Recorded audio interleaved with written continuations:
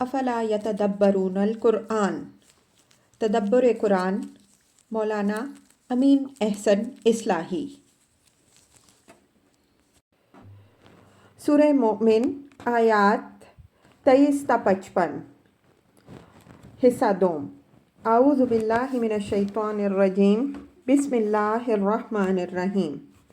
وقال رجل مؤمن من آل فرعون یکتم ایمانہ اتقتلون رجلا ان یقول ربی اللہ وقد جاءکم بالبینات من ربکم وَإِن یک کاذبا فعلیہ کذبہ وَإِن یک صادقا یصبکم بعد الذی یعدکم ان اللہ لا یہدی من ہوا مسرف کذاب۔ یہاں سے ایک بندہ مومن کی سرگزشت شروع ہو رہی ہے۔ یہ تھے تو فرعون کے خاندان شاہی سے، لیکن نہایت حق پسند اور خدا ترس آدمی تھے۔ اس وجہ سے ان کی تمام ہمدردیاں شروع ہی سے حضرت موسیٰ علیہ السلام کے ساتھ تھیں۔ ان کا ذکر سورہ قصص میں بھی گزر چکا ہے۔ جب حضرت موسیٰ علیہ السلام کے ہاتھوں ایک قبطی کے قتل کا اتفاقی واقعہ پیش آ گیا اور آیان حکومت نے ان کے قتل کے مشورے شروع کر دیے، تو انہی نے حضرت موسیٰ علیہ السلام کو آیان حکومت کے اس ارادے سے باخبر کیا اور ان کو مصر سے کہیں باہر جانے کا مشورہ دیا، جس کے بعد حضرت موسیٰ علیہ السلام مدین چلے گئے۔ اس سے معلوم ہوتا ہے کہ حضرت موسیٰ علیہ السلام کی نبوت سے پہلے بھی ان کو حضرت موسیٰ علیہ السلام کی اصلاحی سرگرمیوں سے پوری ہمدردی تھی۔ حضرت موسیٰ علیہ السلام نے مدین سے واپسی کے بعد جب نبوت کا اعلان کیا تو یہ ان کی دعوت پر ایمان لائے، لیکن اپنے ایمان کو انہوں نے ایک عرصہ تک پوشیدہ رکھا۔ انہوں نے غالباً یہ محسوس فرمایا کہ اس دور میں ایمان کو پوشیدہ رکھ کر حضرت موسیٰ علیہ السلام اور ان کی دعوت کی جو خدمت وہ کر سکتے ہیں، وہ خدمت اعلانیہ نہیں کر سکتے۔ وہ شاہی خاندان کے ایک فرد اور تمام شاہی حقوق و مراعات سے بہرہ مند تھے۔ آیات کی آگے کی آیات سے واضح ہو جائے گا کہ وہ فرعون کے دارالامراء کے رکن بھی تھے۔ اگر اسی مرحلے میں وہ اپنے ایمان کا اعلان کر دیتے تو فرعونی فوراً ان کے اوپر قومی غدار ہونے کا الزام لگا کر پوری قوم میں ان کو نکو بنا دیتے۔ لیکن دین و ایمان کے معاملے میں مصلحت کا لحاظ اسی وقت تک جائز ہے جب تک اس سے دین کو نفع پہنچنے کی توقع ہو۔ اگر معاملہ اس مرحلے سے گزر جائے اور دین کو کوئی فیصلہ کن خطرہ پیش آ جائے تو اس وقت اپنے ایمان کو چھپانا منافقت بن جاتا ہے۔ چنانچہ اس بندہ مومن نے بھی اس وقت تک تو اپنے ایمان کو پردے میں رکھا جب تک اس کے چھپانے میں دین کی مصلحت دیکھی، لیکن جب دیکھا کہ حضرت موسیٰ علیہ السلام کی زندگی ہی خطرے میں پڑ گئی ہے تو انہوں نے مصلحت کی نقاب اتار کر پھینک دی اور خم ٹھونک کر فرعون کے بھرے دربار میں حضرت موسیٰ علیہ السلام کی حمایت بھی کی اور اپنے ایمان کا علی رؤوس الاشہاد اعلان بھی کر دیا۔ یہ واقعہ جیسا کہ ہم نے اوپر اشارہ کیا، حضرت صلی اللہ علیہ وآلہ وسلم کی دعوت کے اس نازک مرحلہ میں اس لیے سنایا گیا کہ جو لوگ کسی مصلحت یا کسی اندیشہ کی بنا پر اپنے ایمان کو چھپائے ہوئے تھے، ان پر یہ حقیقت واضح کر دی جائے کہ جب اعداء کی طرف سے پیغمبر صلی اللہ علیہ وآلہ وسلم کے قتل کے مشورے ہو رہے تھے تو اب کسی کے لیے یہ جائز نہیں ہے کہ وہ اپنے ایمان کو چھپائے، بلکہ اس بندہ مومن کی طرح ہر شخص کو سربکف ہو کر میدان میں آ جانا چاہیے۔ اتقتلون رجلا ان یقول ربی اللہ وقد جاءکم بالبینات من ربکم۔ یہ امر واضح رہے کہ یہ بات اس مرد مومن نے فرعون اور اس کے تمام درباریوں کو مخاطب کر کے کہی ہے۔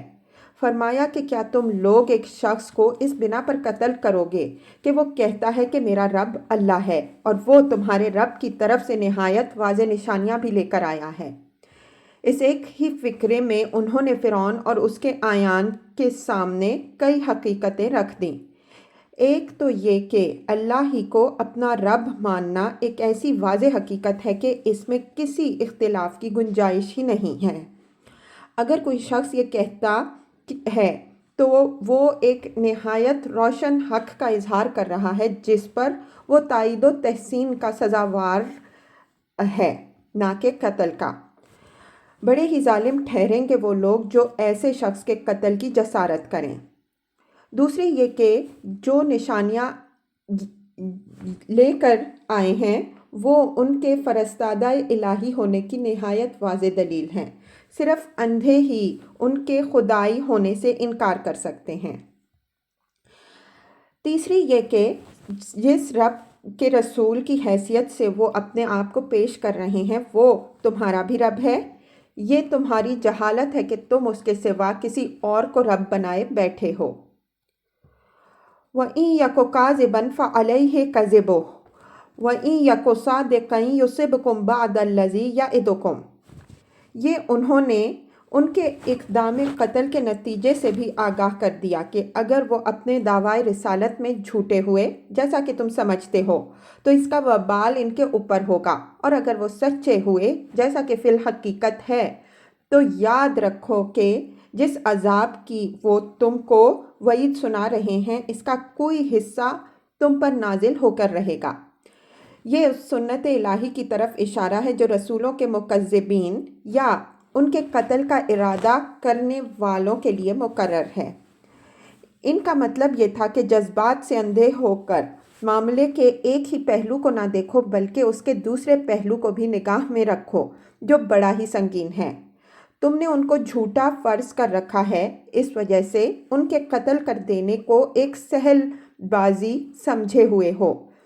تمہیں کیا معلوم کہ وہ جھوٹے ہیں؟ اگر وہ سچے ہوئے تو پھر سمجھ رکھو کہ تمہارا یہ اقدام بڑا مہنگا پڑ جائے گا۔ اس وجہ سے سلامتی اسی میں ہے کہ ان کو ان کے حال پہ چھوڑ دو، قتل کی جسارت کر کے اپنی تباہی کا سامان نہ کرو۔ وَإِن يَكُ كَاذِبًا کے الفاظ انہوں نے مخاطب کے خیال کو سامنے رکھ کر فرمائے، جس سے یہ حقیقت واضح ہوئی کہ شرط کے اسلوب میں جس شک کا اظہار ہوتا ہے وہ شک کے مفہوم کے لیے صریح نہیں ہوا کرتا بلکہ اس سے شک کا صرف وہم ہوتا ہے۔ اس میں اصلی فیصلہ کا انحصار موقع و محل اور سیاق و سباق پر ہوتا ہے۔ زبان کے اس اسلوب کو سامنے رکھنا ضروری ہے، اس سے دوسری بعض آیتوں کے سمجھنے میں بھی مدد ملے گی۔ ان اللہ لا یہدی من ہوا مسرف کذاب۔ ہدی یہدی کے مختلف معنی پر ہم اس کے محل میں بحث کر چکے ہیں۔ یہاں یہ کسی کو اس کی جد و جہد اور مقصد میں بامراد کرنے کے معنی میں آیا ہے۔ یہ نہایت بلیغ فکرہ ہے۔ بظاہر تو یہ ایک حکیمانہ کلیہ ہے کہ جو حدود سے تجاوز کرنے والا اور جھوٹا ہوگا اللہ اس کو بامراد نہیں کرے گا، لیکن غور کیجئے تو اس میں فرعون پر نہایت بلیغ تعریض ہے جو انہوں نے عین اس کے منہ پر اس کے بھرے دربار میں اس پر کی۔ یا قومی لکم الملک اليوم ظاہرین فی الارض فمن ینصرنا من بأس اللہ ان جاءنا قال فرعون ما اریکم الا ما ارا وما اہدیکم الا سبیل الرشاد۔ مرد مومن کی تقریر بتدریج واضح ہوتی جا رہی ہے۔ انہوں نے قوم کے اعیان کو مخاطب کرتے ہوئے فرمایا کہ آج آپ لوگوں کو ملک میں اقتدار حاصل ہے، آپ لوگ جو چاہیں کر سکتے ہیں، کوئی آپ کا ہاتھ پکڑنے والا نہیں ہے، لیکن اس سوال پر سنجیدگی سے غور کر لیجئے کہ اگر اس کے نتیجے میں ہم پر خدا کا عذاب آ دھمکا تو خدا کی پکڑ سے ہم کو بچانے والا کون بنے گا؟ قال فرعون ما اریکم الا ما ارا وما اہدیکم الا سبیل الرشاد۔ مرد مومن کی یہ تقریر بھرے دربار میں فرعون کے سامنے ہو رہی تھی۔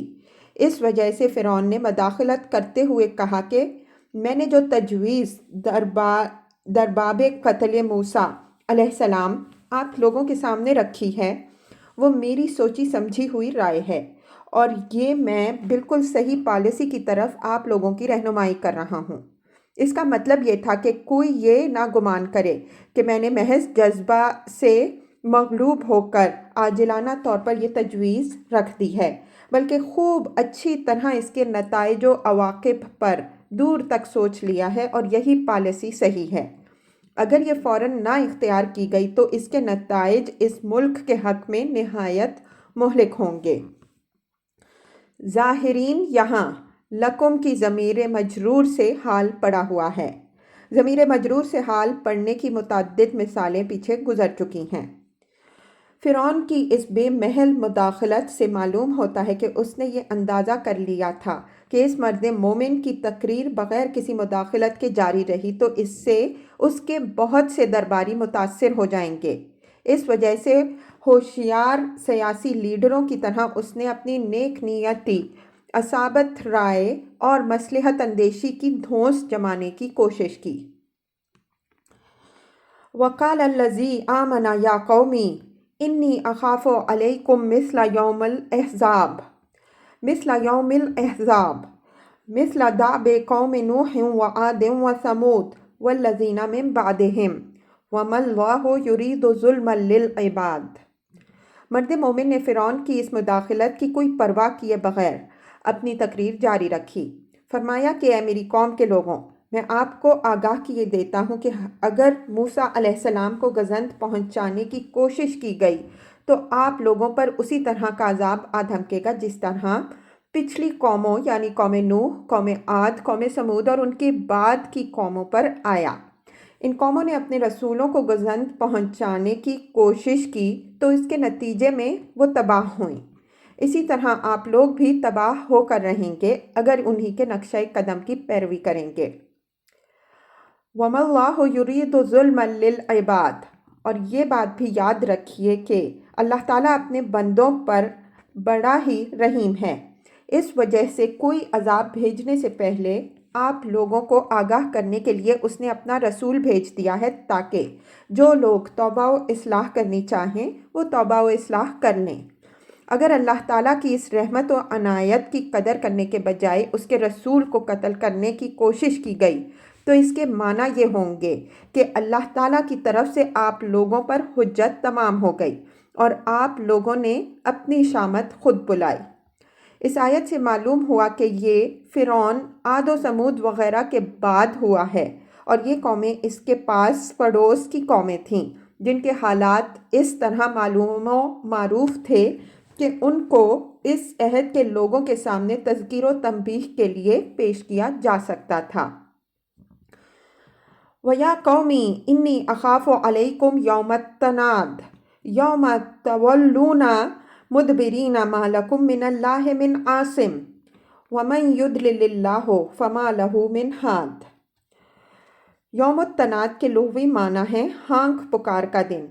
یہ اس یوم عذاب کی تعبیر کے لیے آیا ہے جس سے لوگوں کو ڈرایا جا رہا ہے۔ جب کوئی بڑی ہلچل برپا ہوتی ہے تو دوڑو، بھاگو، چلیو کا ہر طرف شور ہوتا ہے۔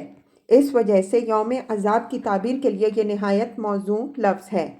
اس میں اس حقیقت کی یاد دہانی ہے کہ ابھی تو اللہ تعالیٰ کی طرف سے مہلت ملی ہوئی ہے۔ اس وجہ سے آپ لوگ اللہ تعالیٰ اور اس کے رسول پر حملہ آور ہونے کے منصوبے بنا رہے ہیں، لیکن جب اللہ تعالیٰ کی طرف سے حملہ ہوگا تو تولون مدبرین ما لکم من اللہ من عاصم، اس وقت پیٹھ پھیر کر بھاگیں گے، لیکن یہ بھاگنا بالکل بے سود ہوگا، اس لیے کہ خدا کی پکڑ سے کوئی پناہ دینے والا نہیں بنے گا۔ اس وقت آپ لوگ ہانک پکار کریں گے لیکن یہ صدا بصحرا ہوگی۔ وَمَن يُضْلِلِ اللَّهُ فَمَا لَهُ مِنْ ہَادٍ، یعنی میرا کام آپ کو نیک و بد سے آگاہ کرنا ہے، وہ میں نے کر دیا۔ میری نصیحت ماننا نہ ماننا آپ کے اختیار میں ہے۔ اگر آپ لوگوں نے وہی اقدام کیا جس کا ارادہ کر رہے ہیں تو میں اس کے سوا کچھ نہیں کہہ سکتا کہ جن لوگوں کو اللہ گمراہ کر دے ان کو کوئی ہدایت نہیں دے سکتا۔ یہ ہدایت و ضلالت کے باب میں اس سنت الہی کی طرف اشارہ ہے جس پر اس کتاب میں جگہ جگہ گفتگو ہو چکی ہے۔ وَلَقَدْ جَاءَكُمْ يُوسُفُ مِن قَبْلُ بِالْبَيِّنَاتِ فَمَا زِلْتُمْ فِي شَكٍّ مِّمَّا جَاءَكُمْ بِهِ حَتَّى إِذَا هَلَكَ قُلْتُمْ لَن يَبْعَثَ اللَّهُ مِن بَعْدِهِ رَسُولًا كَذَلِكَ يُضِلُّ اللَّهُ مَنْ هُوَ مُسْرِفٌ مُرْتَابٌ۔ یہ قوم کی ضلالت کی انہوں نے تاریخ بیان فرمائی ہے کہ اس سے پہلے حضرت یوسف علیہ السلام بھی نہایت واضح دلائل کے ساتھ آپ لوگوں کے پاس آئے، لیکن ان کی تعلیمات و ہدایات کے باب میں بھی آپ لوگ برابر شک ہی میں رہے۔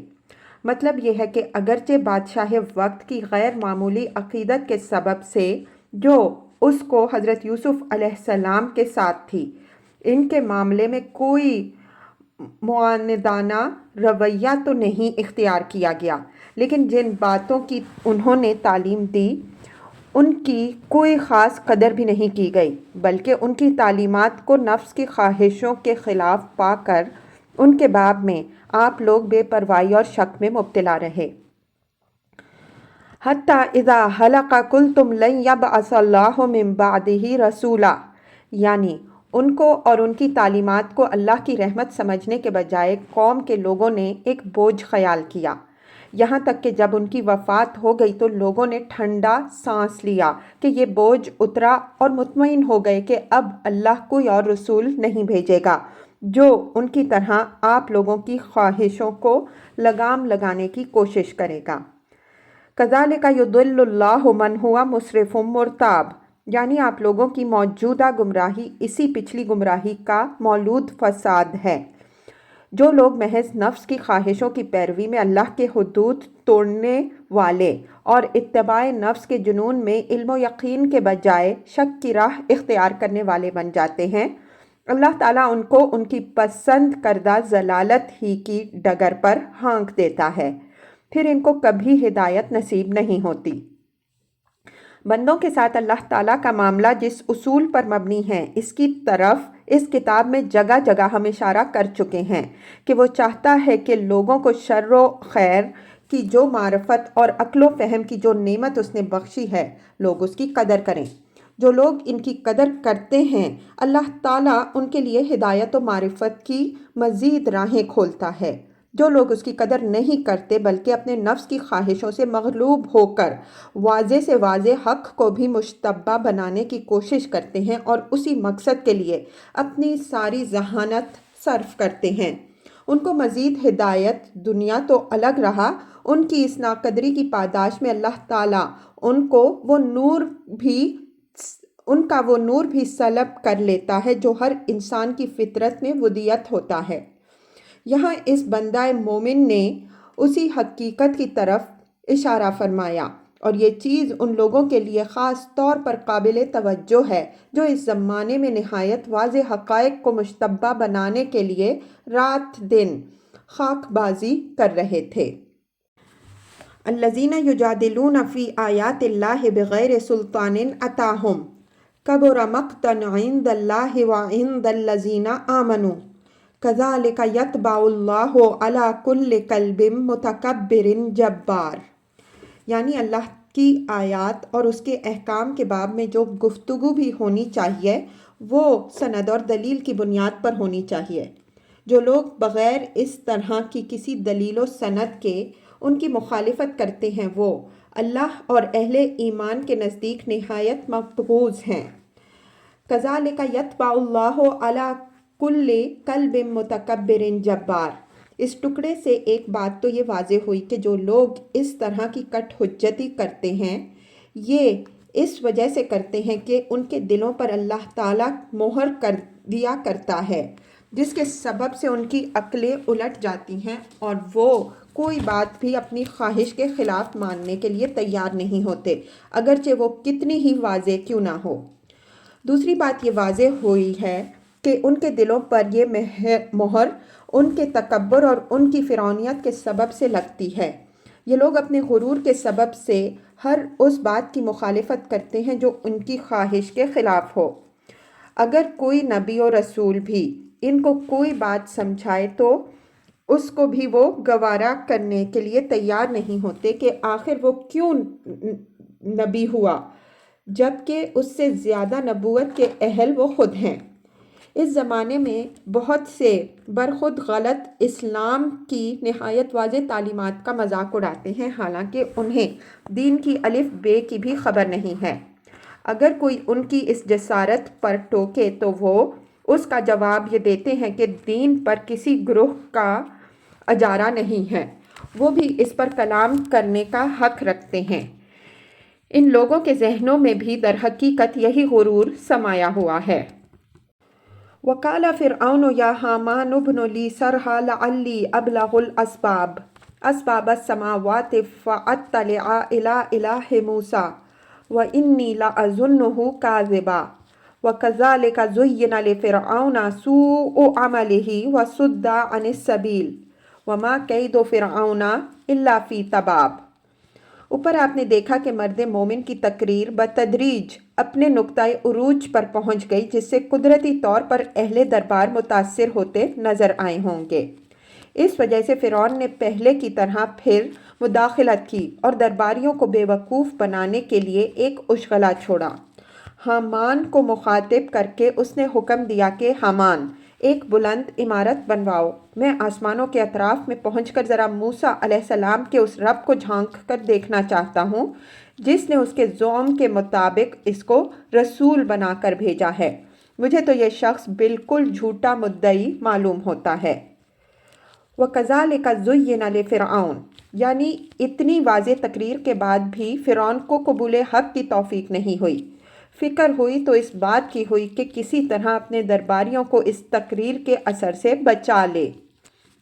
توفیق خیر نہ ہونے کی وجہ یہ ہے کہ جو لوگ دیدہ دانستہ برائیاں کرتے کرتے دیدہ دلیر ہو جاتے ہیں، بالآخر ان کی برائیاں اس طرح ان کی نگاہوں میں کھبا دی جاتی ہیں کہ ان کو چھوڑنے کا تصور بھی ان پر شاخ گزرتا ہے۔ چنانچہ فرعون کو بھی یہی افتاد پیش آئی۔ اس کے آگے بھی اس کے برے اعمال سد راہ بن کر کھڑے ہو گئے اور انہوں نے اس کو سیدھی راہ اختیار کرنے سے روک دیا۔ وما کید فرعون الا فی تباب، فرعون نے یہ بات محض درباریوں کو فریب دینے اور حضرت موسیٰ علیہ السلام کے استخفاف کے لیے کہی تھی۔ اس وجہ سے قرآن نے اس کو قید سے تعبیر فرمایا اور یہ قید اس کے لیے بھی موجب تباہی ہوا اور اس کی قوم کے لیے بھی۔ وقال الذی آمن یا قوم اتبعونی اہدکم سبیل الرشاد، مرد مومن نے فرعون کی اس مداخلت کا بھی کوئی نوٹس نہیں لیا، بلکہ نہایت واضح الفاظ میں قوم کو دعوت دی کہ لوگوں، میری پیروی کرو، میں تمہاری رہنمائی صحیح راستہ کی طرف کر رہا ہوں۔ ظاہر ہے کہ یہ فرعون کی اس بات کا جواب ہے جو اوپر گزر چکی ہے کہ وما اہدکم الا سبیل الرشاد۔ اس سے ثابت ہوا کہ انہوں نے قوم کو واضح الفاظ میں متنبہ کر دیا کہ فرعون کی پیروی میں قوم کی تباہی ہے۔ اگر فلاح مطلوب ہے تو لوگوں کو ان کی پیروی کرنی چاہیے۔ یا قومی انما ہذہ الحیاۃ الدنیا متاع وان الآخرۃ ہی دار القرار۔ انہوں نے فرعون کو چیلنج تو کر دیا، لیکن دنیاوی لیڈروں کی طرح اپنی جمعیت و اکثریت کا رعب نہیں جمایا، بلکہ انبیاء کرام علیہم السلام کے طریقے پر لوگوں کو آخرت کی یاد دہانی کی کہ اس دنیا کی زندگی اور اس کی تمام عیش و آرام چند روزہ ہے، اصل قیام کا گھر آخرت ہے، تو اس چند روزہ عیش کی خاطر ابدی زندگی تباہ نہیں کرنی چاہیے۔ من عمل صالحا من ذکر او انثی وہو مؤمن فاولئک یدخلون الجنۃ یرزقون فیہا بغیر حساب۔ اس عالم آخرت میں جزا و سزا کا جو ضابطہ نافذ ہوگا، یہ اس کا بیان ہے کہ اس میں جو لوگ گناہ کر کے پہنچیں گے ان کو تو ہر بدی کا بدلہ اسی کے مانند ملے گا تاکہ ان کے اوپر کوئی زیادتی نہ ہو، لیکن جو نیکی کما کر جائیں گے وہ لوگ جنت میں داخل ہوں گے اور اس میں ان کو بے حساب رزق و فضل ملے گا۔ یہاں یہ امر ملحوظ رہے کہ مرد مومن کا یہ خطاب ایرسٹوکریسی کے اعیان سے ہے، جن میں سے اکثر کا مدعا اس حیات چند روزہ کا عیش و آرام ہی رہا ہوگا اور اسی کی خاطر وہ فرعون کی ہاں میں ہاں ملاتے رہے ہوں گے۔ ان کو انہوں نے توجہ دلائی کہ اس حیات چند روزہ کی خاطر ابدی زندگی کی بادشاہی کو قربان نہ کرو۔ وَيَا قَوْمِ مَا لِيَ أَدْعُوكُمْ إِلَى النِّجَاةِ وَتَدْعُونَنِي إِلَى النَّارِ تَدْعُونَنِي لِأَكْفُرَ بِاللَّهِ وَأُشْرِكَ بِهِ مَا لَيْسَ لِي بِهِ عِلْمٌ وَأَنَا أَدْعُوكُمْ إِلَى الْعَزِيزِ الْغَفَّارِ۔ قرینہ سے معلوم ہوتا ہے کہ جس طرح فرعون نے ان کی تقریر میں بعض مداخلتیں کیں، اسی طرح اس مرحلے میں قوم کے بعض اعیان نے بھی ان پر بعض اعتراضات کیے۔ فرعون کی مداخلت کا تو جیسا کہ آپ نے دیکھا انہوں نے کوئی نوٹس نہیں لیا، اس لیے کہ اس سے انہیں کسی خیر کی امید نہیں تھی، لیکن قوم کے لیڈروں کی بات کا انہوں نے جواب دیا اور نہایت دلسوزی و ہمدردی کے انداز میں جواب دیا۔ ان لیڈروں نے ظاہر ہے کہ یہی اعتراض اٹھایا ہوگا کہ آپ کی ساری تقریر ہمارے ان معبودوں کے خلاف ہے جن کو ہمارے باپ دادا پوجتے آئے۔ آپ کو اپنے باپ دادا کے دین پر رہنا چاہیے، نہ کہ کوئی الگ دین کھڑا کرنا چاہیے۔ مرد مومن کی نہایت دلسوزی کے ساتھ ان کو جواب دیا کہ یہ عجیب ماجرا ہے کہ میں تو آپ لوگوں کو نجات کی راہ کی طرف بلا رہا ہوں، لیکن آپ لوگ مجھے دوزخ کی دعوت دے رہے ہیں۔ میں تو آپ لوگوں کو خدائے عزیز و غفار کی بندگی کی دعوت دے رہا ہوں جو پکڑ بھی سکتا ہے اور بخشنے والا بھی ہے، اور آپ لوگ مجھے اس بات کی دعوت دے رہے ہیں کہ میں ایسی چیزوں کو اس کا شریک ٹھہراؤں جن کے شریک ہونے کے بارے میں مجھے کوئی علم نہیں۔ مطلب یہ ہے کہ جہاں تک ایک خدائے عزیز و غفار کا تعلق ہے تو وہ تو ایک مسلم بات ہے، اس کو تو وہ لوگ بھی مانتے ہیں جو مشرک ہیں اور اس کے ماننے بغیر چارہ نہیں۔ رہی یہ بات کہ اس کے کچھ شریک بھی ہیں تو یہ چیز دلیل و ثبوت کی محتاج ہے، اور اس کی کوئی دلیل میرے پاس نہیں ہے۔ اگر میں بے دلیل کسی چیز کو خدا کا شریک بناؤں تو خدا کو کیا منہ دکھاؤں گا؟ لِأَكْفُرَ بِاللَّهِ وَأُشْرِكَ بِهِ سے یہ بات واضح ہوتی ہے کہ شرک اور کفر میں حقیقت کے اعتبار سے کوئی فرق نہیں ہے۔ جو شخص خدا کے شریک ٹھہراتا ہے وہ در حقیقت اس کا کفر کرتا ہے، اس لیے کہ دین میں خدا کا صرف مان لینا مطلوب نہیں ہے بلکہ اس کی تمام صفات اور اس کے تمام حقوق کے ساتھ ماننا معتبر ہے، اور ان حقوق میں سب سے بڑا حق اس کی توحید و یکتائی کا تسلیم کرنا ہے۔ لا جرم انما تدعوننی الیہ لیس لہ دعوۃ فی الدنیا ولا فی الآخرہ وان مردنا الی اللہ وان المسرفین ہم اصحاب النار۔ لا جرمہ کے معنی ہوں گے لا بدہ، لا محالہ، یہ حقیقت ہے، اس میں کسی بحث یا کسی شبہ کی گنجائش نہیں ہے۔ اس مفہوم سے ترقی کر کے یہ قسم کے مفہوم میں بھی آتا ہے۔ لیس لہ دعوۃ میں فعل کی نفی اس کے فائدے کی نفی کے پہلو سے ہے، یعنی ان کو پکارنے کا کوئی فائدہ نہ اس دنیا میں ہے نہ آخرت میں ہوگا۔ اس حقیقت کی وضاحت قرآن کے دوسرے مقامات میں ہو چکی ہے۔ مرد مومن نے اوپر کی دلیل قائم کرنے کے بعد خلاصہ بحث ان کے سامنے یہ رکھا کہ یہ بات قطعی طور پر ثابت ہے کہ آپ لوگ مجھے جن بتوں کی عبادت کی دعوت دے رہے ہیں وہ محض آپ کے وہم کی ایجاد ہیں۔ ان سے دعا و فریاد کا کوئی فائدہ نہ اس جہان میں ہے اور نہ آخرت میں ہوگا۔ اس دنیا میں ہمیں جو کچھ ملتا ہے خدا سے ملتا ہے، اور آخرت میں ہم سب کی واپسی خدا کی طرف ہونی ہے۔ ان فرضی دیویوں دیوتاؤں میں سے کوئی مولا و مرجع بننے والا نہیں ہے۔ وَأَنَّ الْمُسْرِفِينَ هُمْ أَصْحَابُ النَّارِ، مسرفین سے مراد وہ لوگ ہیں جنہوں نے شرک کا ارتکاب کر کے اپنی جانوں پر ظلم ڈھائے ہیں۔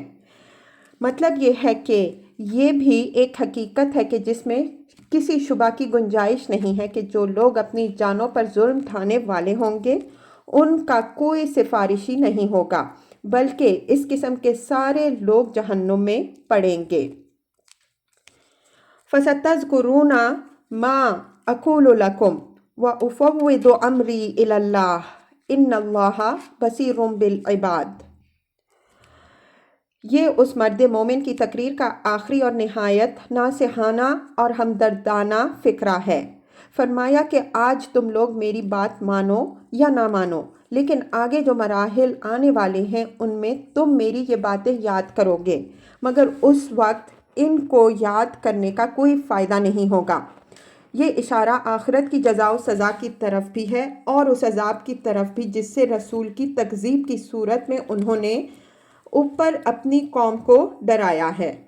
ظاہر ہے کہ جب عذاب نمودار ہو جائے گا یا آخرت سامنے آن کھڑی ہوگی تو اس وقت یہ باتیں یاد کر کے پچھتائیں گے تو سب، لیکن یہ پچھتانا بالکل بے سود ہوگا۔